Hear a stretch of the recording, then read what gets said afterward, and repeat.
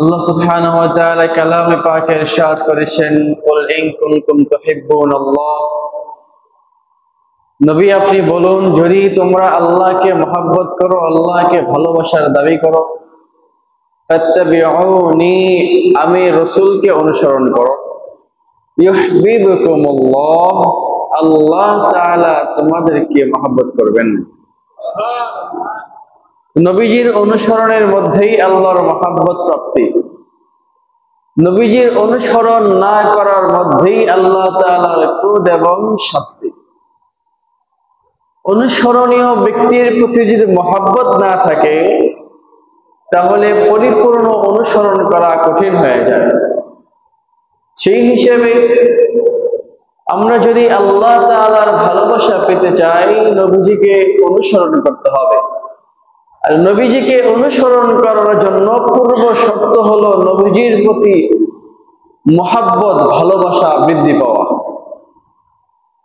নবীজি আলাইহিস সালাতু ওয়াস সালাম এই জন্যই হাদিসে পাকে ইরশাদ করেছেন, তোমাদের কেউ ততক্ষণ পর্যন্ত ঈমানদার হতে পারবে না যতক্ষণ না আমি নবী তার পিতা, তার সন্তান, তার সমস্ত মানুষের চাইতে বেশি ভালোবাসার না হই।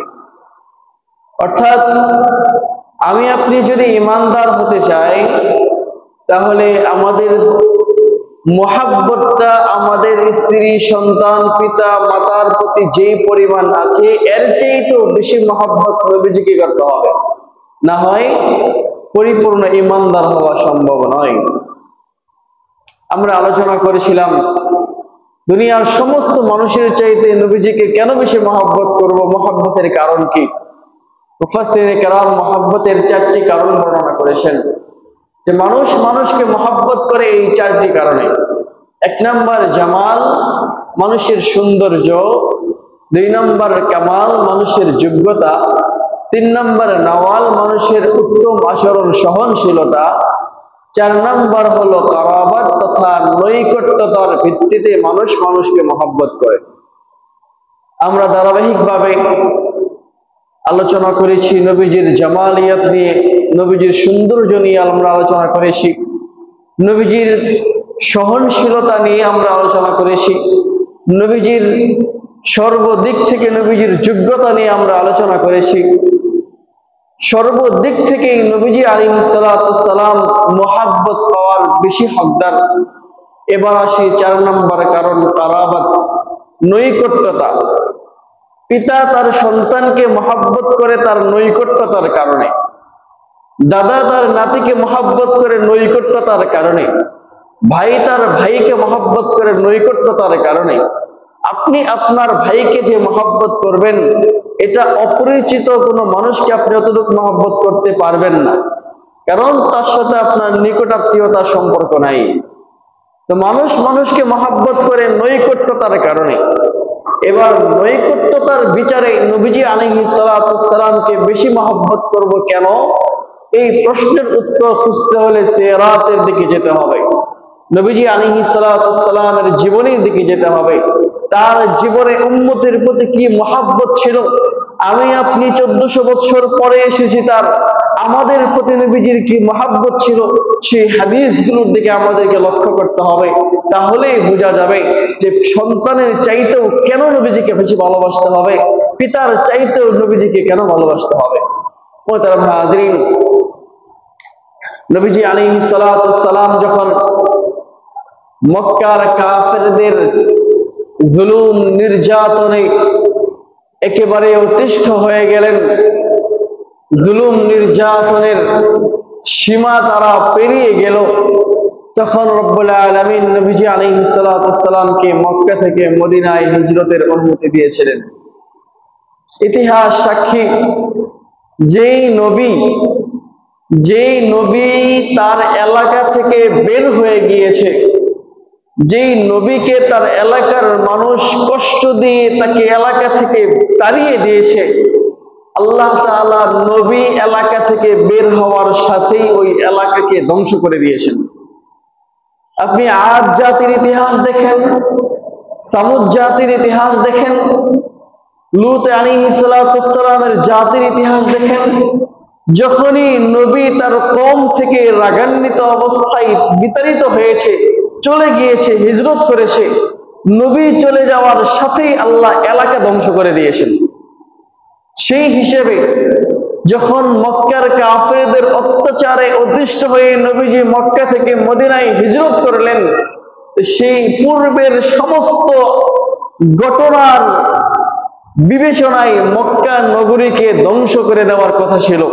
যেহেতু আখির নবী, নবীর আল্লাহর সবচেয়ে প্রিয় রসুল, সবচেয়ে মহব্বতের রসুল মুহাম্মদকে মক্কা থেকে বের করে দেওয়া হয়েছে, তাকে অত্যাচার করা হয়েছে, নির্যাতন করা হয়েছে।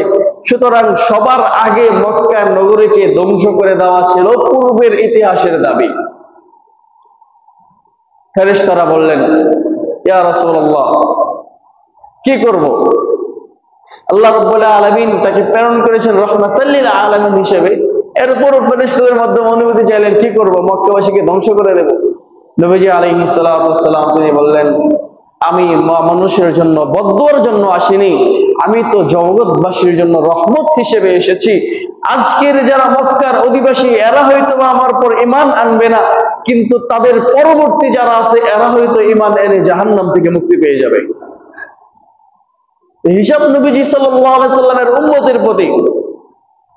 যেই মক্কায় নবীজি আলাইহিস সালাতু ওয়াস সালাম পাথরের আঘাত পেয়েছেন, যেই মক্কার কাবা ঘরে নামাজ পড়ার কারণে আবু জাহেল কর্তৃক নবীজির ঘাড়ে উটের বুড়ি চাপিয়ে দেওয়া হয়েছিল, যেই মক্কায় আবু বকরকে পিটাইতে পিটাইতে বেহুশ করে দেওয়া হয়েছিল, যেই মক্কায় বেলাল হাবশিকে মরুভূমির উত্তপ্ত বালুর উপর শুয়ে তার বুকের উপর পাথর চাপা দিয়ে দেওয়া হয়েছিল, যেই মক্কায় আম্মার বিন ইয়াসারকে গাছের সাথে বেঁধে নির্মম প্রহার করা হয়েছিল, যেই মক্কায় ইয়াসিরের মা সুমাইয়াকে লজ্জাস্থানে বর্ষার আঘাত মেরে শহীদ করে দেওয়া হয়েছিল, যেই মক্কায় আম্মারের পিতা ইয়াসিরকে শহীদ করে দেওয়া হয়েছিল, সেই মক্কার মানুষের প্রতি নবীজি আলাইহিস সালাতু ওয়াস সালামের কি পরিমাণ ভালোবাসা ছিল, এটা একমাত্র উম্মত হিসাবে ভালোবাসা ছিল। যে মক্কাবাসীকে যদি ধ্বংস করে দেওয়া হয়, পরবর্তীতে এদের প্রজন্ম কেউ আর বাকি থাকবে না, ঈমান কে আসবে? জান্নাত থেকে জাহান্নাম থেকে কে মুক্ত হবে? সুতরাং এদেরকে ধ্বংস করে দিলে এরা তো আর ঈমান পাওয়ার সুযোগ পাবে না। যদি সেদিন মক্কা নগরীকে ধ্বংস করে দেওয়া হতো, খালিদ বিন ওয়ালিদ সাহাবী হতে পারতেন না। যদি সেদিন মক্কাকে ধ্বংস করে দেওয়া হতো, আবু সুফিয়ান সাহাবী হতে পারতেন না। এরকম লক্ষ লক্ষ সাহাবী তারা কাফের অবস্থায় জাহান্নামে চলে যেতেন। নবীজি আলাইহিস সালাতু ওয়াস সালাম উম্মতের প্রতি এত ভালোবাসা ছিল, এত মহব্বত ছিল, যে মহব্বত পিতা তার সন্তানের প্রতিও দেখাইতে পারেন। মুহতারাম হাজিরিন, নবীজি আলাইহিস সালাতু ওয়াস সালাম যখন তায়েফে দাওয়াতি সফরে গেলেন, ইতিহাস সবাই জানেন, তায়েফের কাফেররা নবীজি আলাইহিস সালাতু ওয়াস সালামের উপর পাথরের আঘাত, পাথর নিক্ষেপ করে তাকে রক্তাক্ত করলো। তায়েফের 3 জায়গায় নবীজি বেহুশ হয়ে পড়ে গিয়েছিলেন। এরপরে যখন এক খেজুর বাগানে, এক আঙ্গুর বাগানে নবীজি আলাইহিস সালাতু ওয়াস সালাম বিশ্রাম নিচ্ছিলেন, জিবরাইল এসে অনুমতি চাইলেন, ইয়া রাসূলুল্লাহ, তায়েফের পাহাড়ে অবস্থানরত ফেরেশতারা অনুমতি চাইছে, আপনি অনুমতি দিলে তায়েফবাসীকে 2 পাহাড়ের মাঝে এমন ভাবে চাপা দিয়ে দেওয়া হবে যে তায়েফে কখনো জনবসতি ছিল মানুষ এই নিশানা ভুলে যাবে।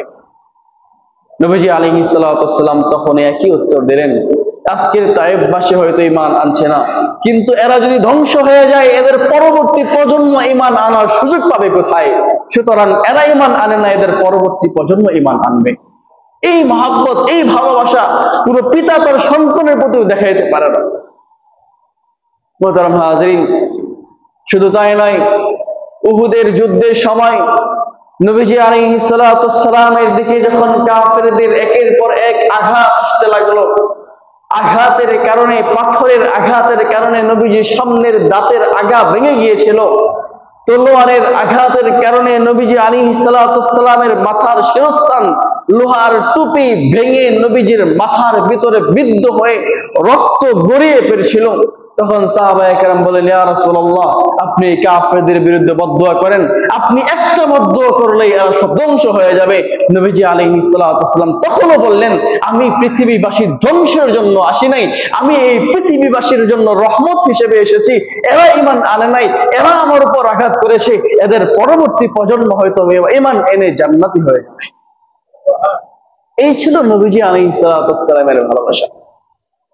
শুধু তাই নয়, সহিহ বুখারী শরীফের হাদিস, নবীজি আলাইহিস সালাতু ওয়াসসালাম তিনি বলেন, লিকুল্লি নবিয়্যিন দাওয়াতুন মুস্তাজাবা, প্রত্যেক নবীর জন্যই আল্লাহ রাব্বুল আলামিন একটা স্পেশাল দোয়া দিয়েছেন, যেটা করতে দেরি, কবুল হতে দেরি নয়। স্পেশাল দোয়া, যেই নবী যখনই এই স্পেশাল দোয়া করেছেন আল্লাহ সাথে সাথেই কবুল করেছেন।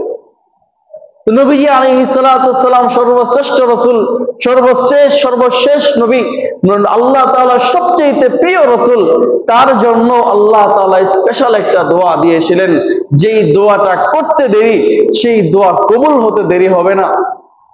নবীজি আলাইহিস সালাতু ওয়াসসালাম তিনি বলেন, প্রত্যেক নবী তাকে দেওয়া স্পেশাল ওই দোয়া দুনিয়াতেই করে ফেলেছেন। وإني اختبأت دعوتي لشفاعة أمتي يوم القيامة, আমি আমার ওই স্পেশাল দোয়াটাকে রেখে দিয়েছি আমার গুনাহগার উম্মতের জন্য, কাল কিয়ামতের দিন আমি দোয়ার বরকতে সুপারিশ করব। হিসাব করেছেন নবীজি আলাইহিস সালাতু ওয়াসসালাম যখন খন্দকের যুদ্ধে পরীক্ষা খনন করেন, একাধারে 15 দিন, কোন বর্ণনায় 19 দিন, 17 দিন পর্যন্ত একাধারে মাটি খনন করেছেন নবীজি এবং সাহাবায়ে কেরাম রাদিয়াল্লাহু তাআলা আনহু। তারা নবীজির কাছে এসে বলেন, ইয়া রাসূলুল্লাহ, দেখেন ক্ষুধার তাড়নায় পেটের মধ্যে পাথর বেঁধেছি, ক্ষুধার তাড়নায় পেটের মধ্যে পাথর বেঁধেছি, যেন পাথরের একটু ঠান্ডা পেটের ভিতরে লাগে। ইয়া রাসূলুল্লাহ, খাবার নাই, পানিও নাই। নবীজি আলাইহিস সালাতু ওয়াসসালাম নিজের পেটের উপর কাপড় সরিয়ে দেখালেন, দেখো তোমরা একটা করে পাথর বেঁধেছো, আমি রাসূল 3টা পাথর বেঁধেছি, আমি নবী 3টা পাথর বেঁধেছি। তখন যদি নবীজি স্পেশাল ওই দোয়াটা করতেন যে আল্লাহ আমার ওই স্পেশাল দোয়ার বরকতে উহুদ পাহাড়টাকে স্বর্ণে পরিণত করে দাও, আল্লাহ ঠিকই করতেন। যদি নবীজি দোয়া করতেন আল্লাহ ওই স্পেশাল দোয়ার বরকতে মৃত্যু পর্যন্ত আমার সুস্বাদু খাবারের ব্যবস্থা করো, আল্লাহ ব্যবস্থা করতেন। নবীজি দোয়া করেন নাই। নবীজি আলাইহিস সালাতু ওয়াসসালাম তিনি বললেন, সবর করো, সবর করো, মেহনত করো। আল্লাহুম্মা লা আইশা ইল্লা আইশাল আখিরা, ও আল্লাহ, দুনিয়ার জীবন তো জীবন নয়, আখিরাতের জীবনই হলো আসল জীবন। উহুদের প্রান্তরে যখন নবীজির দাঁত মোবারক শহীদ হয়, নবীজির মাথা মোবারক ফেটে যায়, নবীজির চেহারা আক্রান্ত হয়, নবীজির শরীর থেকে রক্ত টপকিয়ে পড়ছিল, তখন যদি নবীজি দোয়া করতেন সেই স্পেশাল দোয়ার বরকতে মুহূর্তের মধ্যে যুদ্ধ মুসলমানদের পক্ষে জয় চলে আসতো। নবীজি তখনও সেই দোয়া করে নাই। তায়েফের ময়দানে যখন নবীজি পাথরের আঘাতে রক্তাক্ত হয়, তখন ইচ্ছা করলে সেই দোয়া করতে পারতেন, কিন্তু সেই দোয়া নবীজি করেন নাই। নবীজি আলাইহিস সালাতু ওয়াসসালাম আমার আপনার জন্য, আমার আপনার মতো গুনাহগার উম্মতের মুক্তির জন্য সেই স্পেশাল দোয়াটা রেখে দিয়েছেন। পৃথিবীর সমস্ত নবী সেই দোয়া দুনিয়াতে করে গিয়েছেন, কিন্তু নবীজি সেই দোয়া দুনিয়াতে করে নাই। কেন? কারণ আমার গুনাহগার উম্মত কাল কিয়ামতের দিন যখন আল্লাহর কাঠগড়ায় আটকে যাবে, তখন তাদেরকে মুক্ত কে করবে?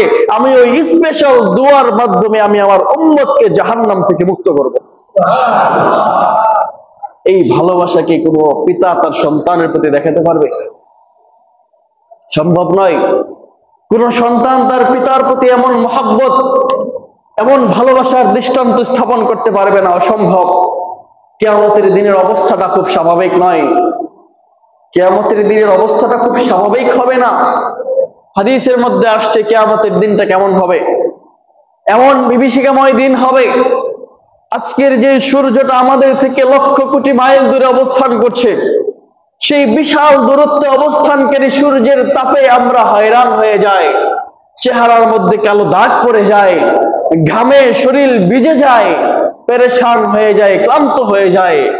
সেই সূর্যটা কাল কিয়ামতের দিন মানুষের মাথা থেকে 1 মাইল থেকে আধা মাইল দূরত্ব অবস্থান করবে। এই সূর্যটা আমাদের মাথা থেকে আধা মাইল থেকে 1 মাইলের মধ্যে অবস্থান করবে।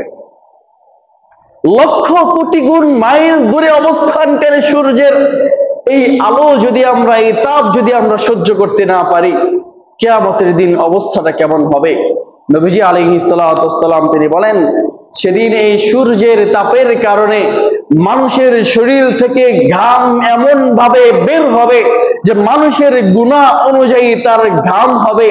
কারো শরীরের ঘাম তার হাঁটু পর্যন্ত হবে, কারো শরীরের ঘাম তার বুক পরিমাণ হবে, কেউ বা ঘামের মধ্যে ডুবুডুবি করতে লাগবে। এমন একটা কঠিন অবস্থা হবে, সকল মানুষ পেরেশান হয়ে শুধু বলবে, নাফসি, আল্লাহ আমাকে বাঁচাও, আমাকে বাঁচাও। এমন একটা অবস্থা হবে, সমস্ত নবীরা পর্যন্ত বলতে থাকবে, নাফসি নাফসি, আল্লাহ আমাকে বাঁচাও, আমাকে বাঁচাও। হাসরের ময়দান, এখনো বিচার কার্য শুরু হবে না, মানুষেরা একত্রিত হবে।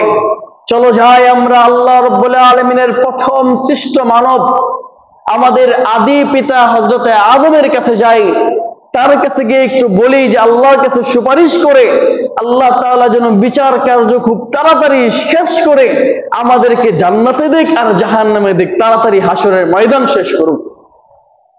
যাও আমরা আদমের কাছে যাই। মানুষেরা একত্রিত হয়ে হযরত আদম আলাইহিস সালাতু ওয়াস সালামের কাছে যাবে।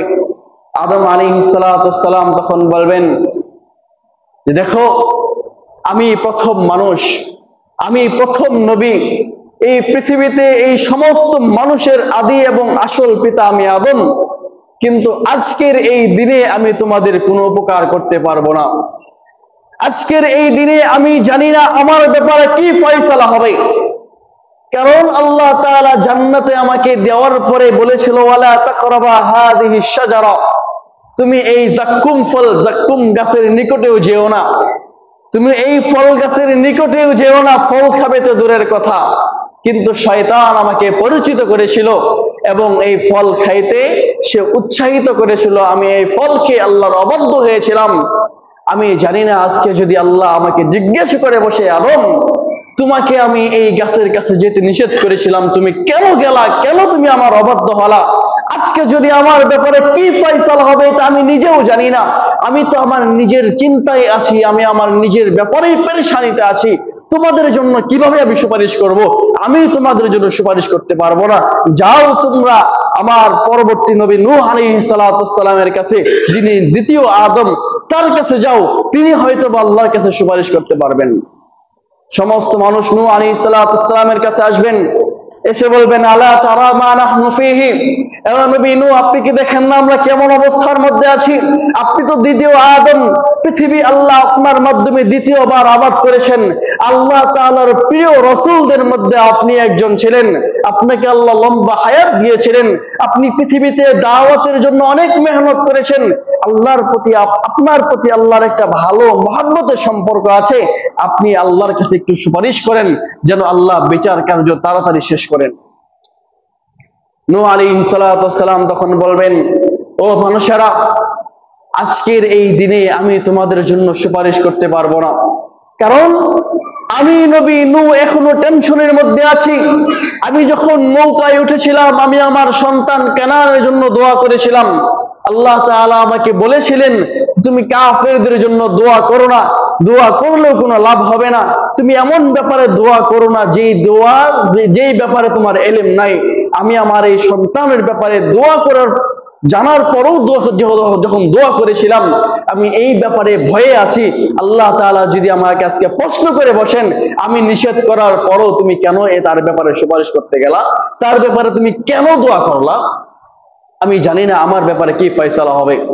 সুতরাং আমি আমার নিজের টেনশনে আছি, নফসি নফসি, আল্লাহ আমাকে বাঁচাও, আমার উম্মতের কি হবে দেখার বিষয় না। তোমরা যাও নবী মূসার কাছে, নবী ইব্রাহিমের কাছে যাও। ইব্রাহিম আল্লাহর খলিল ছিলেন, আল্লাহর প্রিয় বন্ধু ছিলেন, আল্লাহর অনেক মহব্বতের ছিলেন। আল্লাহ তাআলা তাকে অনেক ব্যাপারে পরীক্ষা করেছেন, প্রত্যেক পরীক্ষায় তিনি উত্তীর্ণ হয়েছেন। তোমরা ইব্রাহিমের কাছে যাও, ইব্রাহিম হয়তো তোমাদের জন্য একটু সুপারিশ করতে পারেন। মানুষেরা ইব্রাহিম আলাইহিস সালামের কাছে আসবেন, বলবেন, ও ইব্রাহিম, আপনি দেখেন না আজকে আমাদের কি পরিস্থিতি, আপনি আল্লাহর কাছে একটু সুপারিশ করেন যেন আল্লাহ তাআলা বিচার কার্য তাড়াতাড়ি শেষ করেন। ইব্রাহিম আলাইহিস সালাম তখন বলবেন, ও মানুষেরা, আজকের এই কঠিন সময়ে তোমাদের জন্য সুপারিশ করার মতো মুখ আমার নাই, কারণ আমি পৃথিবীতে 3টা মিথ্যা কথা বলেছিলাম। আল্লাহ তাআলা যদি জিজ্ঞাসা করে বসেন, ইব্রাহিম তুমি এই মিথ্যাগুলো কেন বললা, আমি ইব্রাহিম কি জবাব দিব, কি হিসাব দিব, আল্লাহর কাঠগড়ায় দাঁড়িয়ে আমি কি বলবো? আমি আমার নিজের পেরেশানির মধ্যে আসি।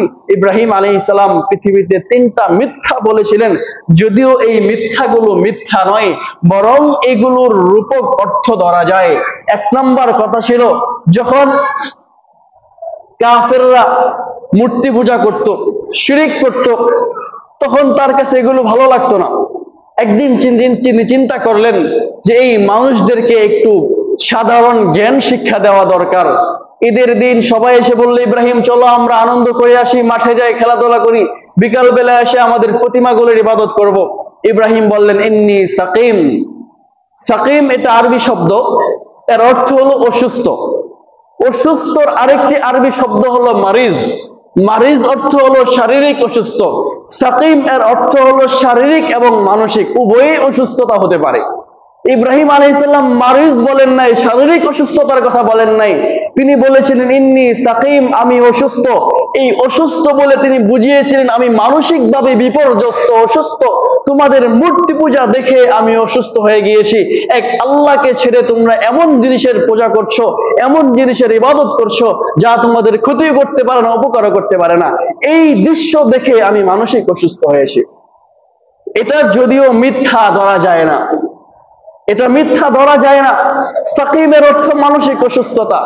নবী যখন দেখেছে তার উম্মত, তার এলাকার মানুষ মূর্তি পূজা করছে, তখন তার ভিতরে কষ্ট লাগতেই পারে, শারীরিক মানসিক অসুস্থতা আসতেই পারে। তিনি বলেছিলেন ইন্নী সাকিম। তো মুহতারাম হাজরিন, 2 নম্বর কথা, মানুষজন সবাই চলে গেল মাঠে, ঈদ আনন্দ শেষে যখন ফিরে আসবে, এর আগে ইব্রাহিম মূর্তির ঘরে ঢুকলেন। সেখানে গিয়ে একটা কুঠার হাতে নিয়ে সবগুলো মূর্তিকে ভেঙে ফেললেন। ভাঙার পরে সবচেয়ে বড় মূর্তির ঘাড়ের মধ্যে কুঠারটা ঝুলিয়ে দিলেন। ঝুলিয়ে দেওয়ার পরে তিনি চলে আসলেন। মানুষজন যখন তাদের ইবাদত গাহে আসার পরে দেখে সমস্ত মূর্তি ভাঙা হয়েছে, জিজ্ঞেস করলো, মান ফাআলা হাযা বিআলিহাতিনা, আমাদের প্রভুর সাথে, আমাদের সৃষ্টিকর্তার সাথে এই কাজ কে করলো? তখন কেউ কেউ বলা বলি করতে লাগলো, ইব্রাহিম নামক এক যুবক তাদের সম্পর্কে সমালোচনা করে, হয়তো ইব্রাহিম করেছে। ইব্রাহিমকে ডাকা হলো, জিজ্ঞেস করা হলো, এই ইব্রাহিম তুমি কি এটা করেছো? তিনি বললেন, কুঠার যেহেতু সবচেয়ে বড়টার কাঁধের মধ্যে, সুতরাং সেই এই কাজগুলো করেছে। যেহেতু কুঠারগুলো তার কাঁধের মধ্যে আছে, সে তার শরীক পছন্দ করে না। সবচেয়ে বড় মূর্তিটা সে চায় না তার ক্ষমতা ভাগাভাগি হোক, সে চায় না তার সম্মান ভাগাভাগি হোক, এই জন্য সে সমস্ত মূর্তিগুলো ভেঙে দিয়েছে। এই কথাটা যদিও মিথ্যার মতো, কিন্তু মানুষের বিবেক জাগ্রত করার জন্য তিনি এই কথা বলেছেন, বাল ফাআলাহু কাবীর, যে বরং এই বড়টাই মনে হয় করেছে। আমি করিনি বলতে আমি করি নাই এই কথাও বলে নাই, বললেন যে বড়টা করতে পারে, মানুষকে বোঝানোর জন্য। এটা যদিও মিথ্যা ধরা যায় না, কিন্তু ইব্রাহিম এই কথার কারণে কিয়ামতের দিন ভীত সন্তুষ্ট থাকবে যে আল্লাহ যদি জিজ্ঞেস করে, ইব্রাহিম তুমি কেন এই কথা বললা? 3 নম্বর কথা ছিল, যখন ইরাকের মেসোপটেমিয়া যে সভ্যতা গড়ে উঠেছিল, ইব্রাহিম আলাইহিস সালামের আদি নিবাস ছিল ইরাকের এই মেসোপটেমিয়া সভ্যতায়। ইব্রাহিম আলাইহিস সালাম যখন দেখলেন এই এলাকায় দিন ধর্ম চলবে না, এখানে একাত্মবাদের দাওয়াত চলবে না, তখন তিনি এলাকা থেকে হিজরত করে ফিলিস্তিন অভিমুখে চলে আসছিলেন। রাস্তায় তার স্ত্রী হযরতে সারা সহ তিনি চলে আসছিলেন। ঠিক ওই সময় রাস্তায় এক জালেম বাদশার রাজত্ব চলছিল। এই জালেম বাদশাহ যদি কোনো স্বামী স্ত্রীকে একসাথে দেখতো, স্ত্রী যদি সুন্দরী হতো, তাহলে এদেরকে ধরে নিয়ে যেত এবং স্ত্রীর সাথে অশুভ আচরণ সে করত। তো ইব্রাহিম আলাইহিস সালাম এটা জানতেন। যখন সেনাবাহিনী তাকে জিজ্ঞেস করলো এটা কে, তখন তিনি বলেন নাই যে এ আমার স্ত্রী, বরং তিনি বললেন সে আমার বোন। আমরা সবাই জানি আল মুসলিম ওয়া আখুল মুসলিম, প্রত্যেক মুসলমানই অপর মুসলমানের ভাই। মুসলিম হিসেবে সবাই ভাই ভাই, তো সেই হিসেবে তার স্ত্রী তার বোন। মুসলিম হিসেবে বাস্তবিকভাবে না হোক, সুলবিগতভাবে ঔরসগতভাবে সহোদর না হোক, কিন্তু মুসলিম হিসেবে পরস্পরে ভাই বোন ছিল। এই দিক লক্ষ্য করে তিনি বললেন যে সে আমার স্ত্রী, বলতে স্ত্রী না এই কথাও বলেন নাই, বললেন সে আমার বোন। ইব্রাহিম আলাইহিস সালামের এই কথাটা যদিও মিথ্যা নয়, এরপরও ইব্রাহিম আলাইহিস সালাম কিয়ামতের দিনে এই ছোট্ট একটা কথার কারণেও ভীত সন্তুষ্ট থাকবে এবং বলবে মানুষদেরকে, দেখো আমি পৃথিবীতে এই তিনটা কথা বলেছিলাম, যদি আল্লাহ আমাকে জিজ্ঞেস করে বসে ইব্রাহিম তুমি কেন এই কথাগুলো বললা, সঠিক কথা তুমি কেন বললা না, সঠিক বলে ফাঁসির কাস্টে ঝুলে যেতা, তুমি কেন সঠিকটা বললা না, যদি আল্লাহ আমাকে জিজ্ঞেস করে বসে আমি আল্লাহকে কি জবাব দিব? সুতরাং আমি তো আমার নিজের এই গুনাহগুলো নিয়ে এই পেরেশানির মধ্যে আছি, তোমাদের জন্য সুপারিশ আমি কিভাবে করব? আমি তোমাদের জন্য সুপারিশ করতে পারবো না। তোমরা নবী মুসার কাছে যাও, আমি তোমাদের জন্য সুপারিশ করতে পারবো না, আমি আমার পেরেশানিতে আছি, নফসি নফসি নফসি। মানুষজন মুসা আলাইহিস সালামের কাছে আসবেন, মুসা আলাইহিস সালাম বলবেন, দেখো আজকে তোমাদের জন্য সুপারিশ আমি করতে পারবো না, কারণ পৃথিবীতে আমি একজন কিপ্তিকে হত্যা করেছিলাম। বনি ইসরাইলের এক ব্যক্তি এবং ফেরাউনের গোষ্ঠীর এক ব্যক্তি, দুইজন পরস্পর ঝগড়া লেগেছিল। ঝগড়ার এক পর্যায়ে কিপ্তি ব্যক্তি যখন অহংকার প্রদর্শন করলো, মুসা আলাইহিস সালাম তার সগোত্রীয় ব্যক্তিকে সাহায্য করার জন্য বনি ইসরাইলের ওই ফেরাউনের ওই কিপ্তি লোকটিকে একটা ধাক্কা দিয়েছিলেন। আল্লাহ রাব্বুল আলামিন কোরআনে এই ব্যাপারে বর্ণনা করেছেন যে এক ধাক্কা অথবা মুফাসসিরিন কেরাম একটা ঘুষি দিয়েছেন বা একটা থাপ্পড় দিয়েছিলেন, এক থাপ্পড়ে এই লোকটা মারা গিয়েছিল। পরবর্তীতে আল্লাহ তাআলা তাকে ক্ষমা করে দিয়েছিলেন। এরপরও নবী মুসা আলাইহিস সালাম কিয়ামতের দিন ওই হত্যাকাণ্ডের জন্য ভয় পাবেন যে আল্লাহ যদি আমাকে জিজ্ঞেস করে বসেন যে মুসা তুমি তাকে কেন হত্যা করেছিলে, আমি কি জবাব দেব? আমি তোমাদের জন্য কিভাবে সুপারিশ করতে পারি? মুসা আলাইহিস সালাম বলবেন, আজকে সুপারিশ করার মতো মুখ আমার নাই, যোগ্যতা আমার নাই, আমি আমার নিজের পেরেশানিতে আছি, তোমরা হযরত ঈসার কাছে যাও, তিনি হয়তোবা তোমাদের জন্য সুপারিশ করতে পারেন। সব মানুষ ঈসা আলাইহিস সালামের কাছে আসবেন।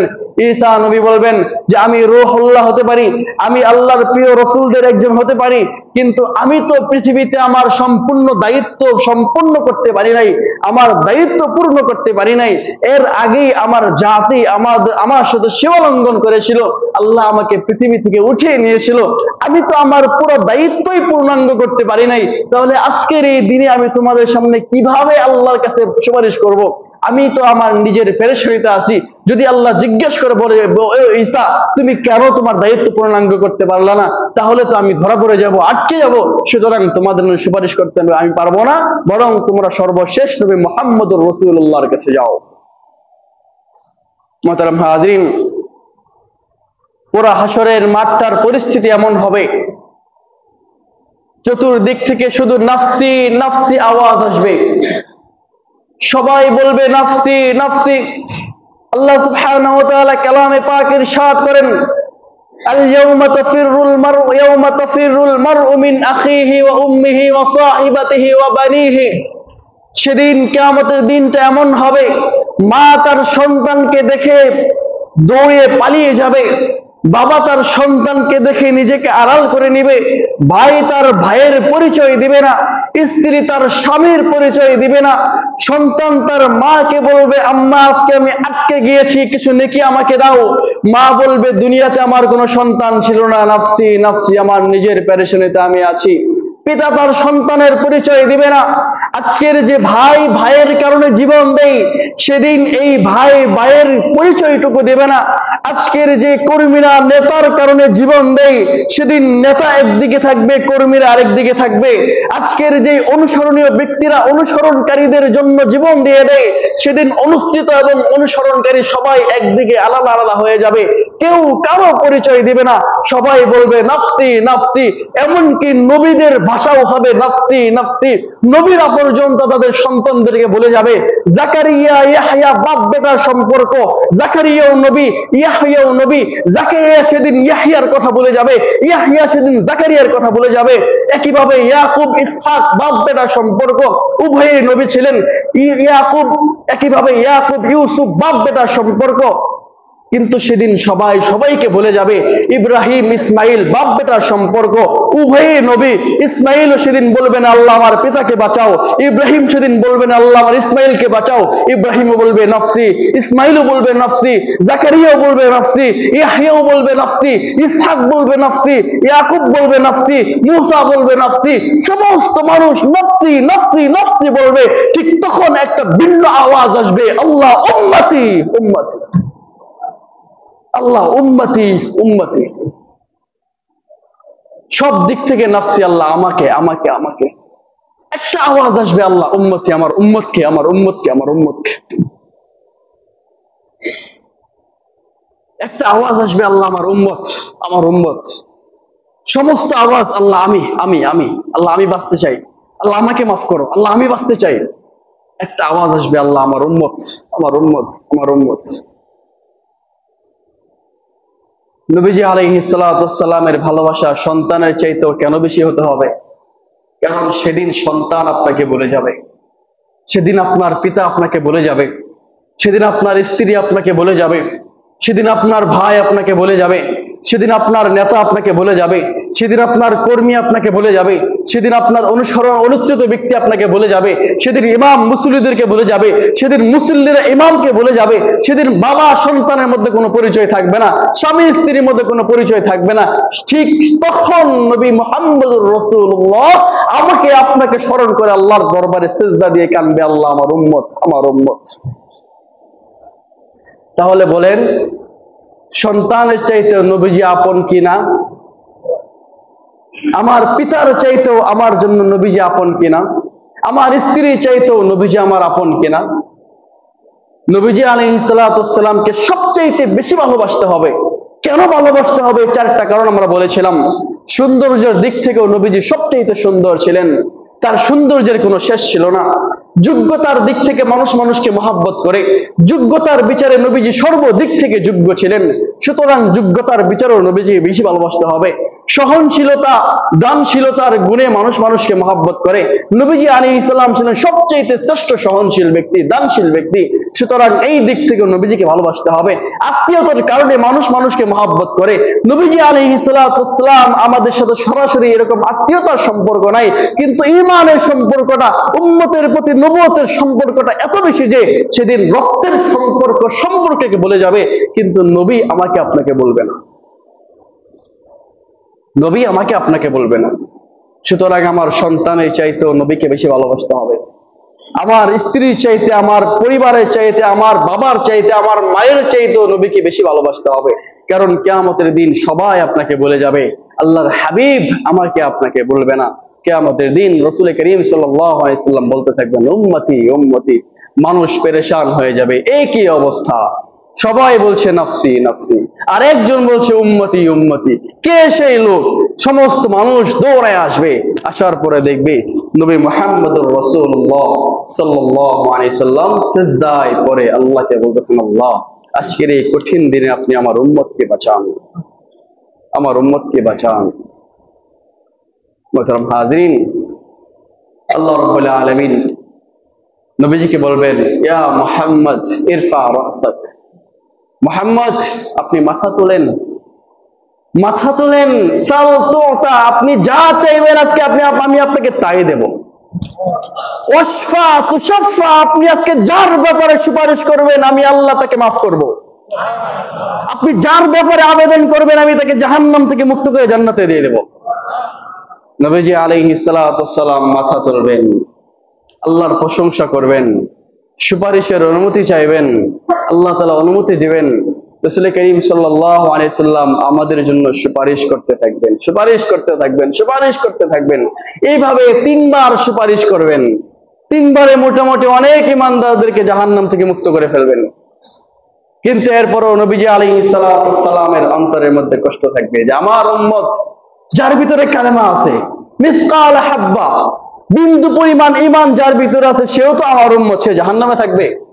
নবীজি আলাইহিস সালামের মন সন্তুষ্ট হবে না। আর আল্লাহ রাব্বুল আলামিন কালামে পাকে তাকে বলেছিলেন, আল্লাহ সাওফা ইউতিকা রাব্বুকা ফাতারদা, নবী আল্লাহ আপনাকে এমন কিছু দিবেন আপনি খুশি হয়ে যাবেন। নবীজি বলেন, কিয়ামতের দিন আমার একটা উম্মত যার মধ্যে সরিষার দানা পরিমাণ ঈমান আছে, সে জাহান্নামে থাকা পর্যন্ত আমি নবী সন্তুষ্ট হব না। আল্লাহ বলেন নবী আমি আপনাকে সন্তুষ্ট করব, আর নবীজি বলেন আমার উম্মতের যার ভিতরে যাররা পরিমাণ বিন্দু পরিমাণ ঈমান আছে সে জাহান্নামে থাকা পর্যন্ত আমি নবী সন্তুষ্ট হব না।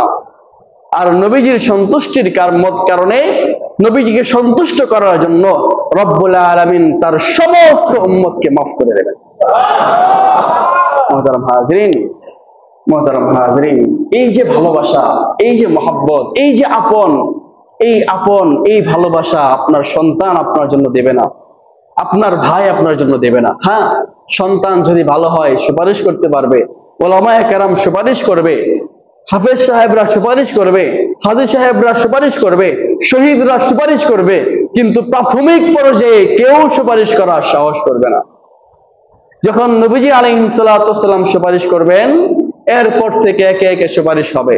কোরআন সাক্ষী সুপারিশ করবে, মসজিদ সুপারিশ করবে, নামাজ সুপারিশ করবে, আপনার হজ আপনার জন্য সুপারিশ করবে, কিন্তু শুরুতে কেউ সুপারিশ করার সাহস পাবে না। সর্বপ্রথম সুপারিশ শুরু করবেন আমাদের নবী মুহাম্মদুর রাসূলুল্লাহ। মুহতারাম হাজরিন, আমি আপনি নবীজিকে আপন মনে করতে পারলাম না, আমি আপনি নবীজিকে আপন মনে করতে পারলাম না, কিন্তু নবী ঠিকই আমাকে আপনাকে আপন মনে করেছেন। আমাকে আপনাকে নবী কত ভালোবাসতেন, আমি আপনি নবীজিকে ভালোবাসতে পারলাম না। ভালোবাসতে হবে কেমন ভালোবাসা? সাহাবায়ে কেরাম ভালোবাসার দৃষ্টান্ত স্থাপন করে গিয়েছেন, নিজের জান মাল স্ত্রী সন্তান সবকিছু কুরবান করে দিয়েছেন নবীজির এক কথায়। নবীজি আলাইহিস সালাতু ওয়াস সালামের এক কথায় লক্ষ সাহাবী মৃত্যুর জন্য প্রস্তুত হয়ে যেতেন। এই ছিল সাহাবায়ে কেরামের ভালোবাসা। ভালোবাসতে হবে কেমন? সাহাবায়ে কেরামের মতো ভালোবাসতে হবে। নবীজি আলাইহিস সালাম বলেন আসহাবী কান নুজুম, আমার সাহাবীরা হলো আকাশের তারকার মতো, আমার সাহাবীরা হলো আকাশের তারকার মতো। আকাশের তারকার মাধ্যমে যেমন মানুষ পথ খুঁজে পায়, সমুদ্র সফরে যেরকম আগেকার সময়ে আকাশের তারকা দেখে মানুষ পথ খুঁজে পেত, মরুভূমিতে আকাশের তারকা দেখে মানুষ পথ খুঁজে পেত, আমার সাহাবীরা প্রত্যেকেই হলো আকাশের এরকম তারকার মতো। যেই তাদের কাউকে অনুসরণ করবে সে সঠিক পথে জান্নাত পর্যন্ত পৌঁছে যাবে। সুতরাং অনুসরণ হতে হবে সাহাবায়ে কেরামের মতো, ভালোবাসা হতে হবে সাহাবায়ে কেরামের মতো। সময় সংক্ষিপ্ততার কারণে লম্বা সময় আলোচনা করা সম্ভব নয়। আমরা আগামী সপ্তাহে আলোচনা করব সাহাবায়ে কেরাম নবীজিকে কেমন ভালোবাসতেন, সাহাবায়ে কেরাম নবীজিকে কি পরিমাণ কিভাবে অনুসরণ করতেন, দৃষ্টান্তগুলো নিয়ে আমরা আলোচনা করব। এই আলোচনা, এই সিরাতগুলো আলোচনার মাধ্যমে আমাদের অন্তরে নবী প্রেম জাগ্রত করতে হবে, নবীর অনুসরণ জাগ্রত করতে হবে। নবীজি যেটা বলেছেন করো এটা করতে হবে, নবীজি যেটা বলেছেন করো না এটা করা যাবে না। মুহতারাম হাজরিন, আমাদের অন্তরের মধ্যে নবীর প্রতি ভালোবাসা তৈরি করতে হবে। যতক্ষণ না পর্যন্ত নবীজিকে সবচাইতে বেশি ভালোবাসতে না পারবো, নিজের জীবনের চাইতে ভালোবাসতে না পারবো, ততক্ষণ পর্যন্ত নাম আব্দুল খালেক আব্দুর রাজ্জাক থাকবে, ইমানদার হওয়া সম্ভব নয়, ইমানদার হওয়া সম্ভব নয়। নবীজির ভালোবাসা পূর্ণাঙ্গ লাগবে আমাদের অন্তরে, তাহলেই পাক্কা ইমানদার হওয়া সম্ভব। আল্লাহ তাআলা আমাদের সবাইকে নবীর ভালোবাসায় আমাদের অন্তরগুলোকে ভরপুর করে দেওয়ার তৌফিক দান করুন। মুহতারাম হাজরিন, এই সপ্তাহে আমাদের সনাতন ধর্মাবলম্বী ভাইদের অনুষ্ঠান শুরু হবে, দুর্গাপূজা শুরু হবে, তাদের ধর্মীয় অনুষ্ঠান। স্বাধীন দেশের মধ্যে যে কেউ তার নিজস্ব ধর্ম পালন করতে পারবে স্বাধীনভাবে, এতে বাধা দেওয়ার কোনো সুযোগ নাই। তাছাড়া ধর্ম নিয়ে ভাড়াবাড়ি করা এটা আমাদের ধর্মেও নাই। কারো ওপর নিজের ধর্ম জোরপূর্বক চাপিয়ে দেওয়ার ধর্ম আমাদের ইসলাম নয়, বরং আমাদের ইসলাম হলো সৌন্দর্যের ধর্ম। আপনি ইসলামের সৌন্দর্যগুলো প্রকাশ করেন, দেখবেন অমুসলিমগুলো এমনিতেই চলে আসবে। সুতরাং বাড়াবাড়ি করার সুযোগ নাই। আবার এরকম না যে মাখামাখি করা যাবে, তাদের সাথে মাখামাখি করারও সুযোগ নাই, বাড়াবাড়ি করারও সুযোগ নাই। তাদের মূর্তি পূজা, তাদের দুর্গা পূজা, এগুলোতে বাধা দেওয়ারও সুযোগ নাই। আবার তাদের এই মূর্তি পূজা দুর্গা পূজায় অংশগ্রহণ করারও সুযোগ নাই, কারণ এটা শিরিক। তারা তাদের স্বাধীন দেশে তাদের ধর্ম পালন করতে পারে, কিন্তু আমরা মুসলিম হিসেবে তাদের এই সমস্ত অনুষ্ঠানগুলোতে যাওয়ার কোনো সুযোগ নাই, যাওয়া যাবে না। এই জন্য মুহতারাম হাজিরিন, কারণ এখানে শিরিক হচ্ছে, আল্লাহর সাথে শিরিক যেখানে হচ্ছে সেখানে আপনি যাবেন, আনন্দ উপভোগ করবেন। কেমন মুসলমান এটা? কেমন মুসলমান? খিচুড়ি মার্কা মুসলমান, তো ভালো মুসলমান হতে পারবে না। সুতরাং তারা তাদের ধর্ম তাদের মতো পালন করবে, আমরা আমাদের ধর্ম পালন করব। আমরা তাদের ধর্মে কোনো অনুষ্ঠানে যাওয়া যাবে না। তাদের সাথে আমাদের ভালো সম্পর্ক থাকবে, লেনদেন হবে, ভালো সম্পর্ক হবে, কিন্তু ধর্মীয় ভাবে দুই বেরোতে থাকবে। তাদের ধর্মীয় অনুষ্ঠানে আমাদের জন্য যাওয়া জায়েজ নাই। তাদের ধর্মীয় যে প্রসাদ বা খাবারগুলো, এগুলো মুসলিমদের জন্য খাবার জায়েজ নাই, হারাম।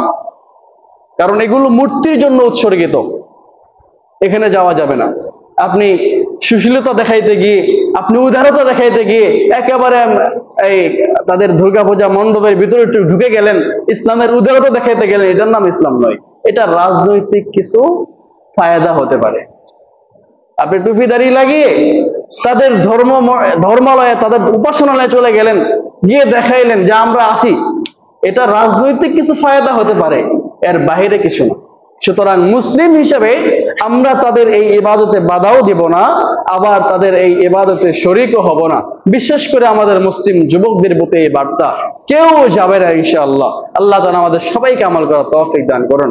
আখির দাওয়ানা আলহামদুলিল্লাহ রাব্বিল আলামিন।